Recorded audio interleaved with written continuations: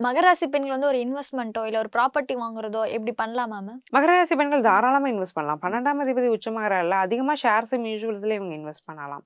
Moderate ரிஸ்க்குள்ள mutual funds, banking செக்டார்ல மியூச்சுவல்ஸ்ல இன்வெஸ்ட் பண்றது, ஆயில், கெமிக்கல், பெட்ரோல், பிளாஸ்டிக் இந்த மாதிரியான இண்டஸ்ட்ரீஸ்ல வந்து ஷேர்ஸ்ல இன்வெஸ்ட் பண்றது நல்ல யோகத்த பெற்று தரும்.